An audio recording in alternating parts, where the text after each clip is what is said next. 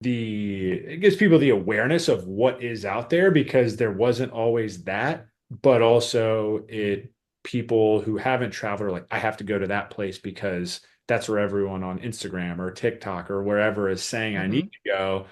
And then there's so much tourism issues, right? Where it's overcrowded, it's whatnot, and you're not even getting, and sometimes, most of the time, if you're walking through those places, everyone is doing this nonstop or this or just in the way with selfie sticks. And right, it's like you should enjoy it. And like, obviously, when you're there, you want to get a picture, right? You're there, you're on vacation, but Yeah. it's not being on your phone the entire time. Welcome back to another episode of World Travel Made Easy with Itinerary Boss. And in today's episode, we're going to be diving into all things Midwest, Michigan, with Amy Piper. And before we get started, I just want to share a free resource that's going to tie back into our discussion. Go ahead and visit my website and download 5 easy strategies to save $500 at itineraryboss.com, and dive deeper after the episode. Also, if you're enjoying the episodes, make sure you give us a follow, and subscribe so you don't miss out on any future episodes. But really excited to have our guest on. Amy, nice to meet you and happy to have you on. How are you doing today? Nice to meet you, Ross. I'm doing great, and I'm very excited to be here to talk to everyone about Michigan and where I've been traveling lately. Yeah, yeah. Thanks for coming on. And I know you just got back to one of my favorite places, Turks and Caicos. How was that? It was absolutely wonderful. I stayed at the Ocean Club Resort at the West, but there's two sides, East and West, and the restaurants on site are great if you're a foodie. If you are looking to just unplug, I got so relaxed. They have massages and spa treatments there. And I participated in one of those. I sampled, I think, every restaurant on site in the 4 days I was there. I highly recommend if you're looking for something you're going next week, if you're looking for some fine dining, um, then check out Opus at the Ocean Club Resort East, excuse me. And then they also, if you want something a little less upscale, but equally wonderful. It's lobster season in Turks and Caicos right now. And so it's a great time. They have their restaurant on site at Ocean Club Resort East that is featuring lobster. So I had a wonderful lobster tacos, and my dining companion had a lobster salad. So think lobster now. I love it. I love it. Yeah, I know we're recording today on December 10th, and we're heading down there here in a couple days, for my birthday. And we actually went 3 years ago. Something that we've started as a ritual is instead of doing gifts on Christmas or birthdays, I started something where I surprised my fiance with a trip, and Turks and Caicos was the first trip we went on, first time we went traveled, and ever since then, it's definitely compounded and snowballed to Costa Rica, Portugal. We combined that with a surprise trip with a friend this past September to Greece. But we're excited to go back to Turks and Caicos because, like you said, the food there is phenomenal. Some of my favorite places, and I link this in my blog. Actually, it's timing wise. I've had a couple that are where to stay, top 10 things to do, places to eat, but Coco Bistro is one of the best places. It's you got to make reservations like 2 months in advance, but we went there last time and it's phenomenal. Coco Vaughn, also is like their sister restaurant that is an Airstream. So you can go Uh-huh. really get the food that Coco Bistro has, but it's going to be Mhm. less expensive. You just walk right up, you can grab a drink, you sit there, and it's just very casual. But lobster season, yeah, we're excited. There's a place called, oh man, it's Bay Bistro, and they have brunch, and it's right. We ate there for dinner one night. So it's a great place for like a romantic dinner if you want Uh-huh. sunset. You can pay 50 extra dollars and you can get your own table right there on the beach. They bring you out wine and it's chilled, and you just have your own table right there watching the sunset. Oh, But wonderful. Yeah, it's great. But breakfast, they have lobster Benedicts that we got, and they were phenomenal. And this is my favorite time to go because you're in between that Thanksgiving rush and Christmas rush. So Hmm. you're able to find one, it's not going to be as crowded because, right, people aren't traveling as much since they had the holidays, but you're also going to be able to find a lot cheaper stays, deals. Hmm. Our flights were super cheap, and I'm in Charlotte, so they were, we used points and miles for a lot of our flights and rewards, and they were extremely affordable. So that's one of my favorite times in Turks is just you can't beat it. It's an awesome place. So I'm glad you had fun, and I hope you go back because it's Oh, I definitely will. yeah, yeah. We're the type where we like to go places once. If we like it enough, we'll go back. But that's one place where like it's a 3 hour flight. We can go down for a couple days and it's just the food is phenomenal. The weather's great during the right seasons. But yeah, I'm Yeah. we had a good time. Yeah. So yeah, so thanks for those recommendations. I'm gonna, when I go back, have to give some of those a try. Yeah, yeah, for sure. I'll have a social content series coming out here just around like all things Turks. And then obviously on my blog, and I have a podcast that's dedicated to it, an Hmm. episode. So yeah, whatever you need, let me know. And for the audience, if you're thinking all things Turks, feel free to reach out or just go view any of those areas to find out more. But Yeah. yeah, let's talk Midwest. I know, you're all things Michigan. In the Hmm. Midwest, we were just back in Ohio. I know you're a Michigan fan. My fiance is Ohio State, so I don't. I know more about Ohio. I don't know too much about. I've never been to Michigan. Actually, it's one of the states I haven't. So, would love to learn more about. Why is it one of your favorites, and why is it kind of an under the radar state to travel to?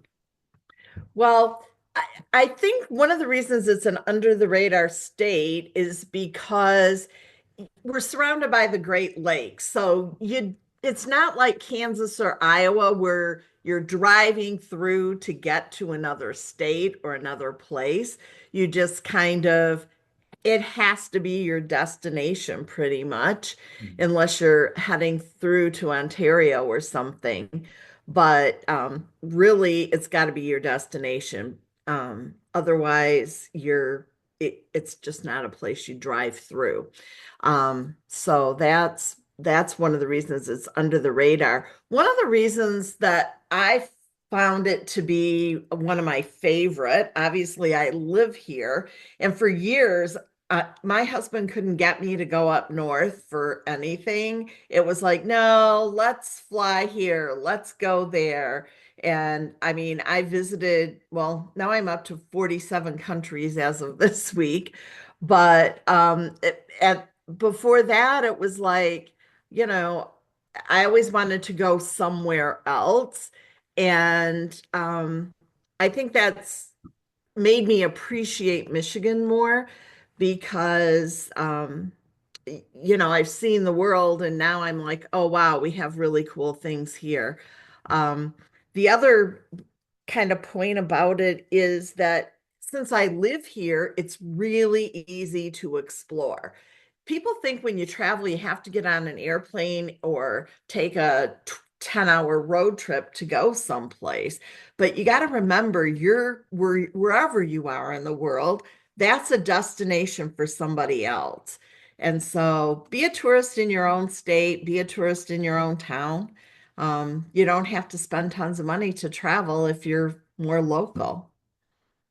Yeah, well said. I feel like I definitely have been definitely guilty of that. I lived in DC for a while in Arlington and like I would go there for field trips when I was younger, but then never taking advantage of the monuments, doing those type of things here in Charlotte, Asheville and the hiking and the Blue Ridge Mountains and everything is right around us, and we don't take advantage of that enough. So no, that's well said. And I think when people think about traveling, is they think they have to get on an airplane, they have to fly somewhere, they have to drive 10 hours to the beach. But think about what's around you in your backyard, and I think that's a great way to save time, save money, maximize, right? If you have certain amounts of PTO, being able to do that and just see what's around you, because then it might open up other areas of like, okay, I really liked going to this type of area. Maybe it's hiking, maybe it's a lake, maybe it's something like that. And then that helps you, if you're Hmm. just getting started out traveling, I think that's the biggest challenge for people is it takes too much time. They think it costs too much money. And it's overwhelming because they think they have to take these massive trips. But at the Hmm. end of the day, you have to start somewhere. And if you start there, you then can figure out this is what I like to do. And when I do make that bigger trip, like that's how I'm going to choose my destination and all what goes into that itinerary because I've now done, that smaller trip that took less time to plan, took less money, and also taught me a lot about what I like about travel. So no, that's a Right. great point. And in your own town, it was kind of funny. I kind of think, oh, I've written the book 100 Things to Do in Lansing Before You Die. I know it all. Well, one day I was with my 5-year-old granddaughter at the library, and she goes, Gigi, can we go to the pavilion? And I'm like, sure, what are you talking about? And evidently, her preschool walked to this park that is behind the library I had never been to. And it has a beautiful garden and all kinds of stuff. And this is like 5 minutes from my home. And my 5-year-old granddaughter helped me discover it. That's funny. Yeah, I mean, yeah, there's always something to discover, even in your own backyard. Yeah. What about so in just speaking about, right? I mean, that's a little hidden gem in Lansing, but are there other Mhm. hidden gems throughout Michigan that you recommend, people check out that might be overlooked? Oh yeah. There's so many. One place I always like to mention in the last few years has kind of become a favorite is Indian River, Michigan. It's 30 miles south of the Mackinac Bridge. And in Mackinac City, it's nice, but it's also kind of pricey. So you might, in the top season, sometimes have to pay $250 for a room or maybe even 300, depending. And 30 miles south in Indian River, they have locally owned motels, and they might be only 150, 170, depending on what you're looking at. And I kind of, put my nose up at that before I visited. And then once I went there, it was like, wait, what this motel has hammered copper sinks and beautiful tile. What's the deal? Oh, well, formerly owned and renovated by Vice President of Marriott. So, there's these places that you don't expect to be top, maybe not top of the line, but very nice.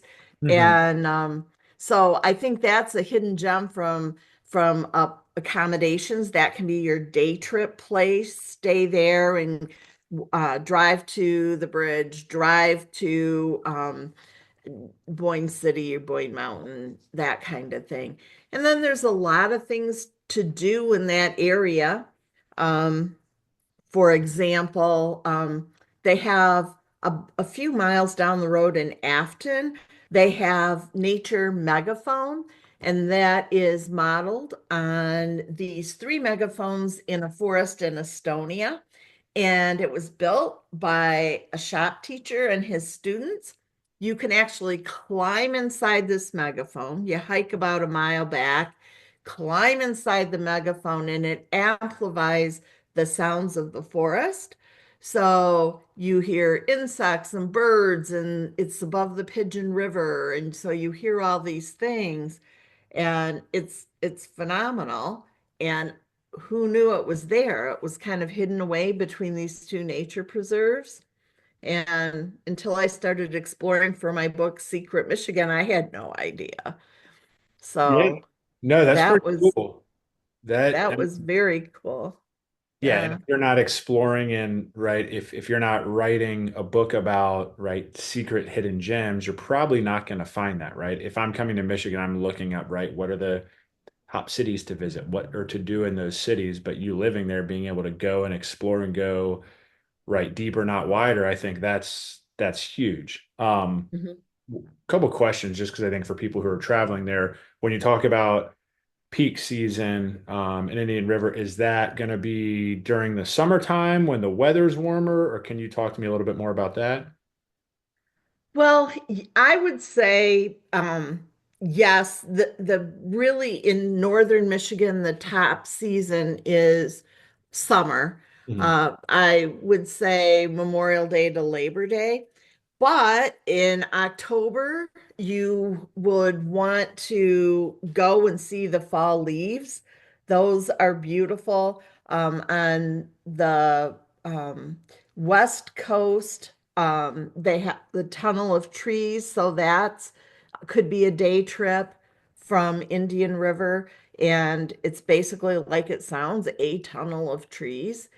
Okay. And in the fall, it's absolutely stunning. You need to kind of call ahead and make sure because anytime you're looking at the lake side of and looking at fall foliage, um, it's always later than the interior because of the way the temperatures of the lake effect are. So I remember vividly one time there was a huge line, people driving to the tunnel of trees, and I'm kind of chuckling and laughing because they're not going to see what they think they're going to see that week. Where if they would have stayed in Indian River and went to, say, Big Bear Adventures and done an ATV ride through one of the Michigan forests, they couldn't have had a better fall tour because we named it the Indian River Color Corridor because you go through the state forests and see just phenomenal color. Okay, so that's definitely like an experience or excursion you recommend is doing the ATV through the forest when you do that. Exactly. You can do that in Indian River. You can do that in Cadillac, Michigan. Um, and people don't really realize that. They think, oh, get on the road, drive, drive, drive. Well, sometimes everybody's got that idea where they have these guided tours where they'll have, at least at Big Bear Adventure, they will have a group and it can be just your group, it can be combined with others and they'll have a local guide that works for them drive the first car or the first ATV, and then however many people for in a car or ATV follow along. So you have no fear of getting lost. You get to see it all. You can and you can do it more than once because they have different routes that they take. They also have Big Bear Adventure also has a river rafting. It's not whitewater rafting, but it's river rafting, and you can go down the Pigeon River on those rafts and have wonderful color. So that's another way to experience it. That's So that's one of the hidden gems. Another place I like to talk about is Belle Isle State Park, and that's in Detroit. And you go, a state park in the middle of the city. Yeah, I mean, everybody talks about, oh, going to state parks, you need to go camping and all this. No, you can stay at the Renaissance Tower in stay at the Marriott in downtown Detroit, and basically within a couple of miles, you can go to this state park, and they have all these outdoor experiences like kayaking, fishing, all of those things for those in your party who like to do that, hiking. But they also have um, a conservatory where they have gardens. They have a maritime museum. So if you're interested in that, um, and they have a nature center. So they have all kinds of the benefits of the big city with the museums and stuff. And then they have the outdoor adventures. And it's right on the Detroit River. So lots of things there. very cool. Yeah, that's always good to know because when you like I was saying earlier, when you think about going to a city, it's okay, if I'm going to the city, what am I going to do in the city? So having something like that where you can do a day trip where, if people aren't into camping and they just want to do that and can go see that and have that type of experience, that's really helpful. Are there any other hidden gems, or I guess, like, how do you go about, because you talked about how you wrote a book, how do you go about finding some of these unknown places and like some of the facts about them? Oh, well, the way I found, I contacted some visitors and convention bureaus, and those bureaus are available for not just travel writers, but for anybody. If anytime you have a question, just look up the city's visitor and convention bureau, and they have people on staff ready to answer your questions and make recommendations. So that's one way I started there. I go into Facebook groups like Michigan Day Trips or Michigan Road Trips. I go into those Facebook groups and ask questions, and then other people answer. And I Google like hidden secrets or in like Atlas Obscura and those kinds of things were all ways that I tracked places down. But when I was in a town, I would ask people, what's the place that you don't want anybody else to know about?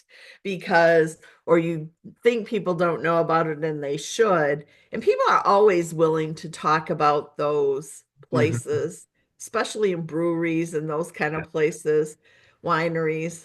Hmm. They're usually willing to disclose over a beer. Yeah, yeah, no, for sure. That's one of my favorite things to do when we travel, and a lot of our travel is abroad. When I was growing up, we traveled a lot within the States with my family.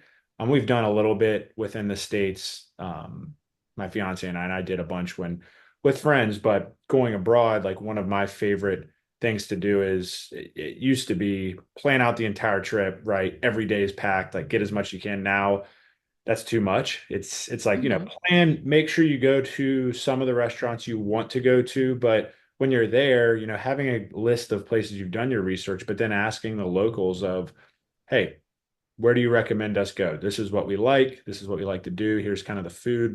We have a list of a couple of these places that we've done research. Would you recommend them? Or are those going to be tourist traps? And a lot of the times they'll share, hey, those most of the times, if you've done your research right, they'll share, no, those are all really good, but you should also check out this, or hey, one of my family members or my friends owns this smaller, lesser known place that you're going to be able to immerse yourself in that unique culture, whether it's a different state.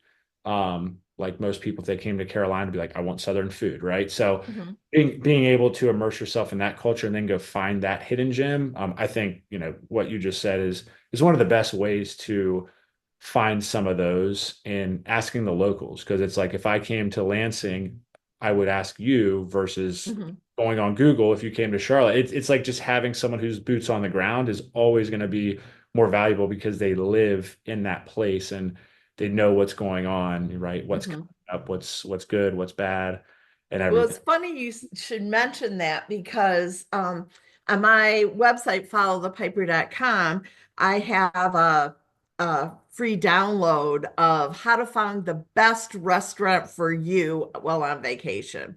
I love it. And so I gave several tips, and if you hear a restaurant recommended 3 times, then it's for sure a place you need to go. Yes. Um, so, uh, so yeah, Well, that's, what I like too is that the fact that you have that free download, it's not just, hey, this is the top rated restaurant, because everyone has different preferences. I'll try anything, but I have friends who are like, hey, I'm just very simple. I just want this. If I'm going somewhere, I just want a good burger. I want good, just American mhm, food. So that's cool, that the fact that you have it personalized and people can download and everything.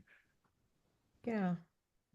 I think a lot of people, when they think about going to, I want to transition into, we talked a little bit about, right, the motel, which I think which is pretty cool that, right, when people think of motel there, like you said, right? Your nose kind of sticks up. You're like, yeah, I don't know if I want to stay there. But the fact that the VP of Marriott came in and redid that is pretty cool. But when people are coming to different places, they're all, I think, one of the things that makes travel really cool is finding a unique stay, right? You always remember Mhm. when you go somewhere, oh wow, when I was in, I'll just use Croatia, for example, we walked out, we saw the sea, we overlooked kind of the Game of Thrones area. Like that's what sticks in our head. But like for you specifically, you've stayed in some awesome places in Michigan. Like, are there specific unique stays outside of the ones you just mentioned earlier that you'd also recommend people go to? Yes, it's kind of funny. On Newsweek, I nominated five Midwest historic bed and breakfasts in the Midwest, and two of those were accepted or not accepted, were voted number one and number three in Newsweek's top 10 in the United States. So one of those is in Ludington, Michigan, the Cartier Mansion Bed and Breakfast. That's one of my favorites. And then the other one was the Laria Manor Inn in the Keweenaw Peninsula, um, which is another historic. So if you're into history, the Cartier Mansion was built and run by a former lumber baron. It was built, their family lived in it. Now it's run by the Simplers, and they're like the fourth family, I believe, to have owned the bed and breakfast. And every room has a different type of wood. So, because it was a lumber baron who lived there.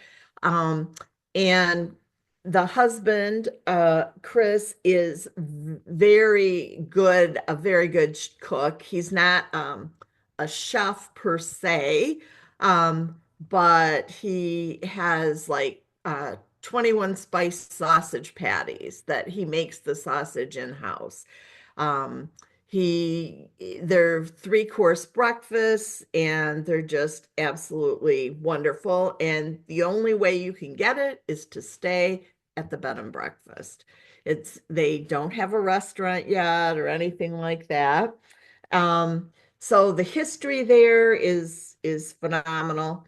I also the Larry Manor Inn, similarly in the Keweenaw, that was great history. You can go online actually and look at. They have a video tour that you can take through there to kind of see if you'd like to go. But if you love history, those are two great places. And if you want to branch out a little bit farther in Michigan, uh, the Union Club Hotel at Purdue University is another one that not so much historic, but it's just a really upscale hotel. And the cool thing about it is it's run by the students at Purdue University. And so I just loved it. You walked in and like they walk you to your room. They don't say, "Oh, it's just down the hall and up the elevator." They walk you there. Do you need anything? This is how the room works. Notice, I don't know what might be, but That's cool. whatever thing they think you might have a question about, when they take you to your room, they'll introduce you to that. Oh, that's awesome. For the So, first two, I'm just thinking if I'm flying from Charlotte or somewhere and I'm coming there for, let's just say, a couple days or a week, if you recommend that, like what would be the most logistical path? And then to get to are those hotels like nearby each other, or are they kind of on completely different opposite sides, just for listeners who are thinking about visiting Michigan and they're starting to kind of map out like, hey, I want to possibly stay at, let's say, the first two, or if I want to go off the beaten path, or not off beaten, okay. a little bit further out to Purdue, like what would that kind of look like logistically? Okay. So the Cartier Mansion Bed and Breakfast is in Ludington, Michigan, which is in the lower peninsula on the west side of the state, north. So it's about 2.5 hours from my town of Lansing, about an hour and a half north of Grand Rapids. So you could fly into Grand Rapids and drive, rent a car and drive. That would work. You could also fly into Traverse City, but that's a little bit farther, I would say. And then the Larry Manor Inn is in the Upper Peninsula, in the Keweenaw Peninsula, and the Keweenaw Peninsula is the has the farthest point north in Michigan, and it's closer to Lake Superior. So that one you could fly into, probably would be the best Marquette area. And then it would be still maybe an hour, so 2 hour drive to Okay. to Keweenaw. Um, so, well, actually, it'll be at least 2 hours to Keweenaw. I just did that again this summer, and I was doing book events and running all over the state. But so that both of those would be good places. If you want to go to Purdue, Purdue was about 4 hours from my home in Lansing, Michigan. So that's in Indiana. And so just to kind of make you represent the whole Midwest a little more. But they have flights into that area in Purdue. So you could fly in there also. I probably would do, the Michigan things in one trip and Indiana things in another, just because Indiana has a lot to offer also. A lot of things around Indianapolis, and I love Carmel, Indiana. If you're a foodie, they have a lot of great restaurants there. So, so that's kind of more how it would look. Lansing, we're centrally located in the state. So we live within 90 minutes or 90 miles, 90 minutes of 90% of the population of Michigan. So my hometown is a great home base if you want to do some of the bigger cities and that kind of thing. And if you wanted to head down to Shipshewana, Indiana, that would only still be a 2 hour drive from Lansing. So you could do that also. Okay. Okay. This is helpful for listeners. I'm a big college basketball person, so I'm just thinking, okay, I could go to Michigan State, pop up to a Marquette game, Indiana, Purdue. I've been to Well, Purdue before, back in Marquette would be a pretty long drive. That would probably be 8 hours or more where from is that to? Lansing. But you could do Ann Arbor, you could do Yeah. University of Michigan and Michigan State um, easily Yeah. um, from Lansing, Okay. easily. Okay. And and then yeah, you could drive 4 hours to Indiana, Okay. Purdue. Yeah. Gotcha. No, that's helpful, and that's for people who are wanting to check those out just from a logistical standpoint. If they're thinking, I think that provides some clarity and will Yeah. help people if they do start to map that out. Be really helpful. But I know we were talking about food and being a foodie in Carmel, Indiana, and then the great food at the bed and breakfast. I guess for people who are looking to plan a trip or just who might live in Michigan, right? What are some of your favorite Michigan or Midwest spots just for that unique, kind of different culinary experience? Oh, well, uh, hands down, uh, maybe I'm a little prejudiced, but hands down, my favorite is Traverse City. What has happened in Traverse City is a lot of fairly well-known big name chefs have kind of come back to their roots. They left Michigan, went to the big city, and they learned some culinary techniques, et cetera, and then they came back to Michigan. And why Michigan is a big place for foodies is because everybody thinks of California, they have the largest agricultural diversity in the United States, but Michigan has number two. And so we have a wide variety of agricultural products. We produce more tart cherries than anyone else. So Traverse City has the cherry festival. Um, we have the blueberry festival farther south in, I think it's South Haven. Um, I tend to get South Haven and Grand Haven confused when I call them out.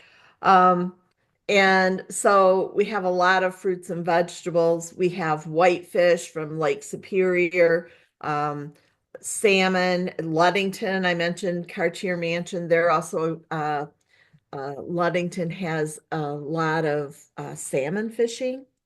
Um, so the variety that you can get in Michigan for different types of food, and then the chefs coming and wanting to get away from the big city and come back to their roots has really given us some wonderful, wonderful places. And so that's in Michigan. This is going to sound crazy, but I like to give a shout out to Fairfield, Iowa, as a Okay. foodie destination.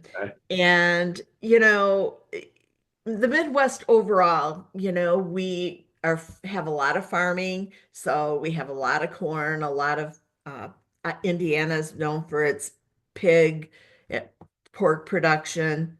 Um, so you get the big tenderloins. But in Fairfield, Iowa, this little town in Iowa, they have two things that really shocked me. One was their foodie culture and the fact that you can go there. They have a huge transcendental meditation type of university there.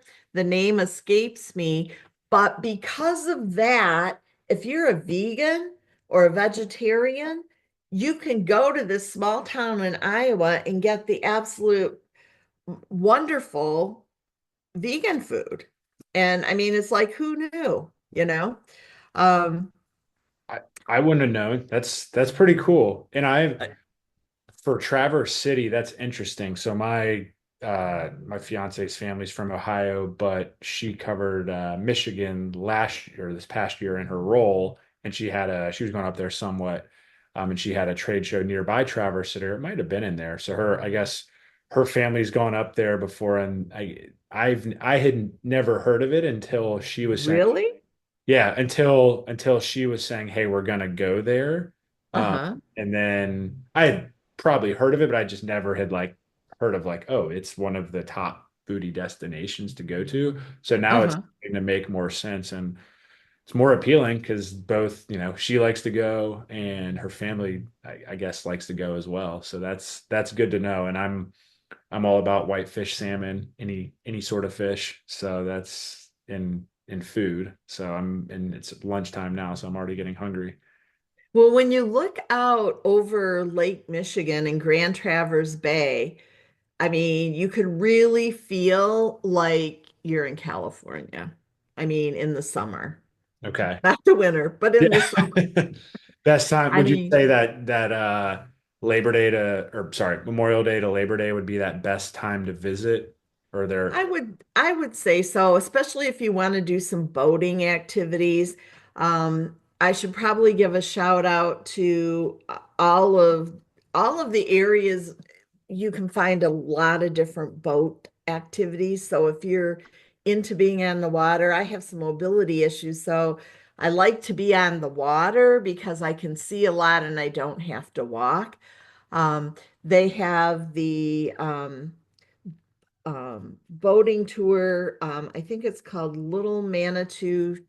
It's a tall ship tour where they actually raise the sails and that kind of thing. They have sunset tours. You can stay overnight on one of those tall ships. Um, so that's one that they have in Traverse City. Um, They have a Sioux Locks tour. So if you want to go through the Sioux Locks and then go out and see some of the um, lighthouses along Lake Superior, you can do that on the Sioux Locks tour. Um, they have the pictured rock boat cruises, and everybody thinks, oh yeah, go to the pictured rocks, go to the national parks, and let's hike. But if you hike, which I have a hard time doing, you really can't see a whole lot of the actual rocks because the rocks are cliffs along Lake Superior. So you have to get out on the lake to really see the pictured rocks and see a good amount of it. So That's you can take a 2 hour boat cruise. You can do a sunset one, an afternoon one, and you see waterfalls, you see lighthouses, and you really don't have to put in much mobility for that. that sounds better to me, not having to hike to then not be able to see what you thought you were going to see when you can get on the boat and go do a Yeah. sunset tour or go right do a boat tour. That's pretty cool. No, that's interesting. I mean, we're always looking for different types of trips and different destinations. And that's, this is super helpful for me personally because I have not been to Michigan. I've been to all, right, the Mhm. bigger states where everyone says go to and have gone back other times, but like we always like to pick different destinations. And during the summer for us, it's not a far flight. And, we both work remote. So that also Mhm. helps where it's, you can enjoy that and you don't even have to take vacation. You can Right. take a long weekend out of it, work in the morning into early afternoon, and then enjoy.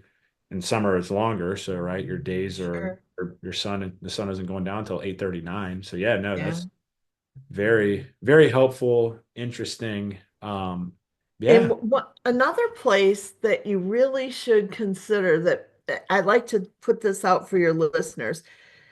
There's Turnip Rock, which is a private um, kind of island rock in Lake Huron. But the reason I want to mention it is it's very well known for people who go kayaking, and it's about a 7 mile kayak. Well, I personally could not kayak 7 miles. I couldn't even kayak a mile. But people don't realize there's also a boat tour that will take you there.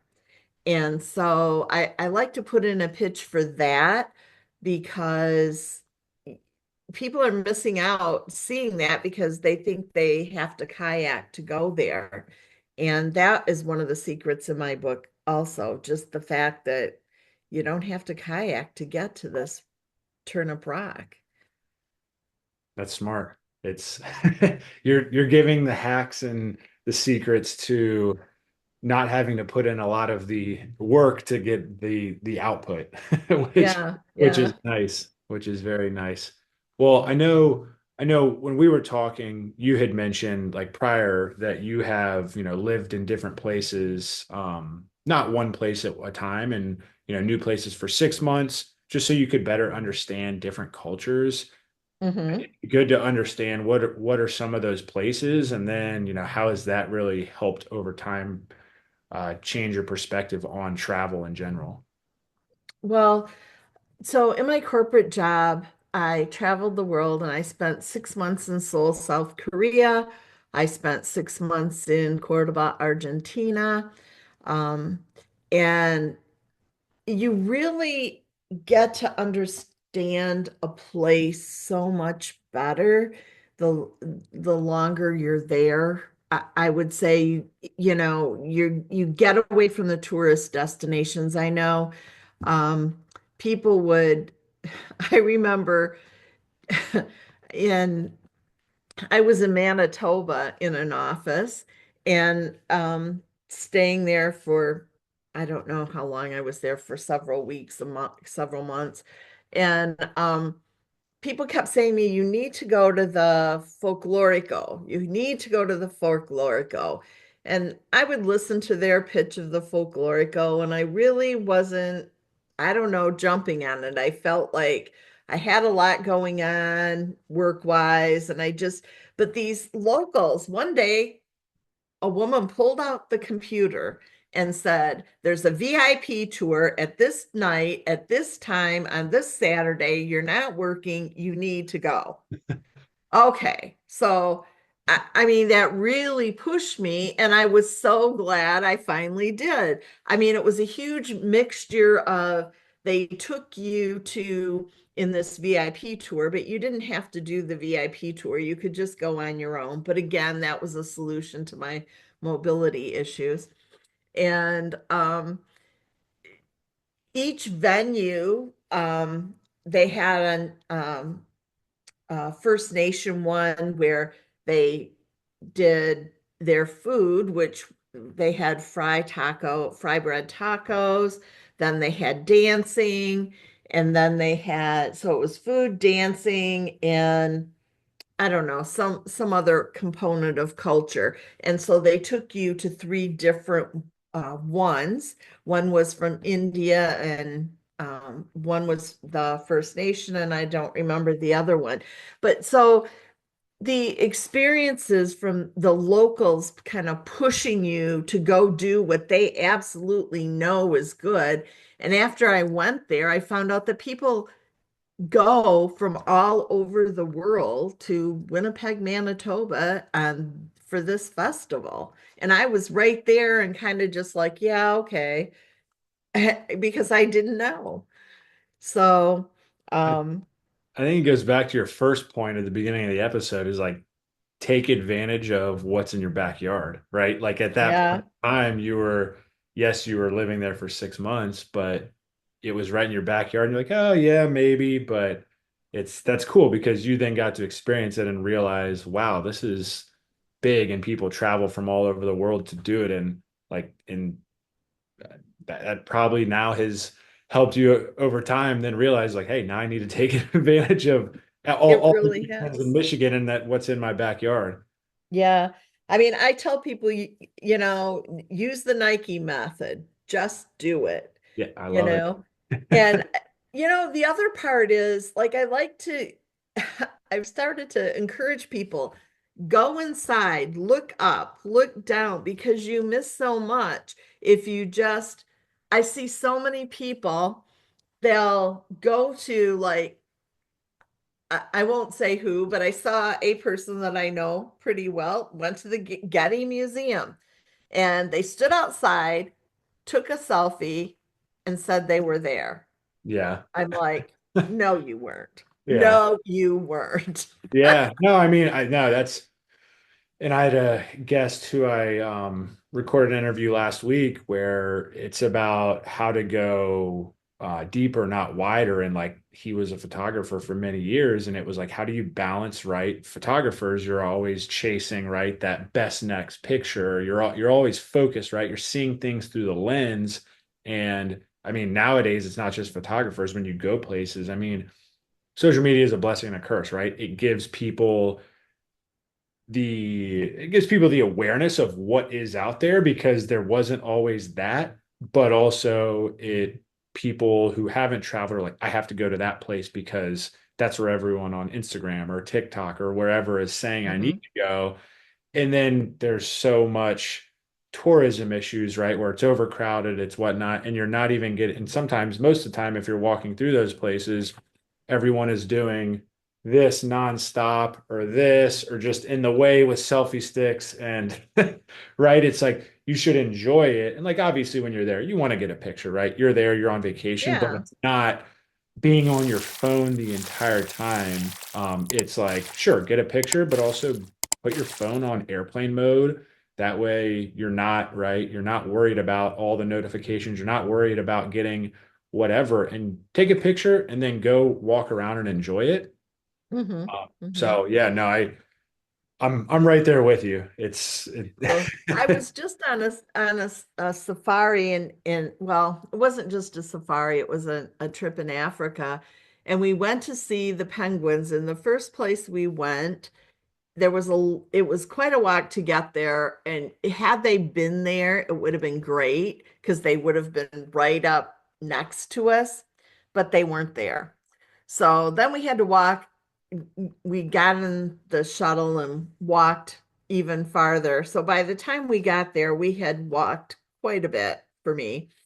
And the wind was blowing, the sand was blowing, and I'm trying to get pictures of penguins, and people were like, "Oh, we got our picture, let's go." And I'm like, and they're like, "Amy, come on, let's go." And I'm like, "No, I need to get I need to like watch these people for penguins for a while and get some cute pictures."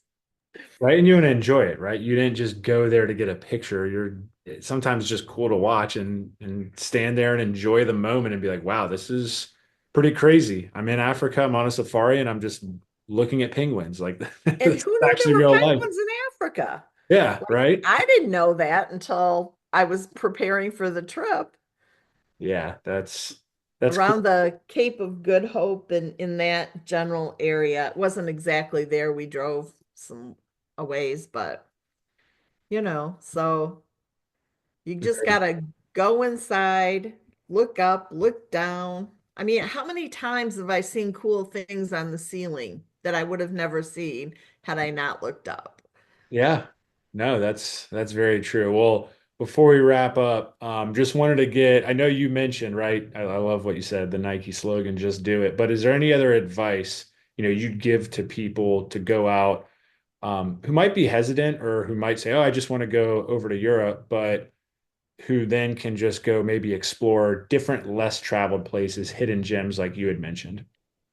Um, well, I mean, take some time to plan and figure out what's going to make it a good trip for you. Not everybody likes to do the same thing, so you might recommend a place that's great for hiking and say it was the best time you've ever had communing with nature. For me, I might go there and I can't hike. I just can't. So, how can I see that same place and or maybe that isn't the place for me. So, like, I love museums. And so, um, just knowing yourself well enough to know what you like and then how you're going to be able to do it is very important.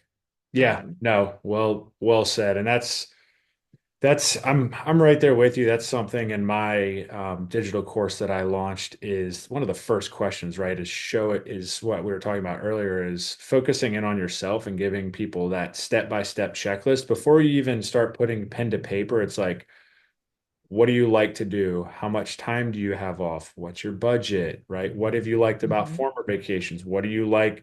What did you not like, right? Do you want to relax? Do you want to be in like a hustle and bustle city? How far do you want to fly? Do you want to drive? Where are you located, right? How do you get there? So, like all those kind of first steps before you even mhm, start deciding on, oh, I want to go to Portugal or I want to go to Spain because that's what I've seen all over Instagram, whatever that may be. It kind of gives you that one size doesn't fit all. It's really based on yours and no mhm, answer is wrong. It's like go do what you want to do and enjoy it because at the end of the day, it's your money, it's your time, and it's your vacation. It's like mhm, that's the most important thing is starting with you and why do you want to do that? mhm, mhm. Definitely. And to be honest, like I don't mind taking a tour occasionally. Some people are very um, poo-pooing on tours. And I feel that I learn so much when Mhm. I, even if it's a 2 hour tour of a destination, I learned so much that I wouldn't have known had I just been out looking. I know some travel writers, they don't like to have the destination show them around. And I really like having somebody tell me the stories behind the place. Yeah, no, I agree. I'm a mix. I like to do like some tours and then some where it's just like, hey, I want a day just to kind of walk around, right, and see it. And sometimes Right. you stumble into cool places that you wouldn't have, restaurants, bars, whatever it may be. So I no, I agree. You get that like we were talking about that. If I was coming to Michigan, I would reach out to you, right? If you were coming to Charlotte, you get Please that. do. Yeah, no, you get that local expertise. But Amy, I appreciate you coming on. Is there anywhere or somewhere best that you'd recommend listeners if they want to follow you, if they want to learn more about your book or anything that you offer, that they can find you at? Yeah, you can go to followthepiper.com and all my books are there with links, all of my social media. There's some interesting travel stories of some situations I've gotten myself into. If you go to the homepage, there's some funny stories there. If you scroll down on my about page. So, yeah, Cool. that's a good place to link out to every other place.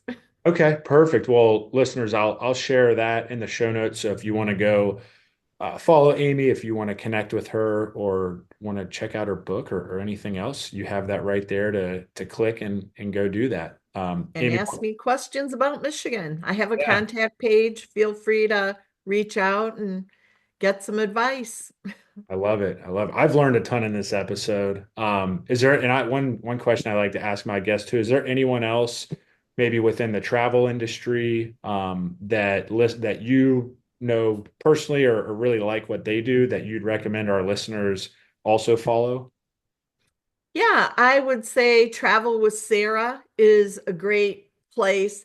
She's written books about Iowa, 100 Things to Do in Iowa Before You Die, and she has some great adventures. She not only does Iowa, but she is very active in Gulf Shores, Alabama. Okay. And so you can really get a lot of she's the co-owner of the Midwest Travel Network. So I really enjoy working with her and following her and seeing what she's up to. Very cool. Well, I appreciate that.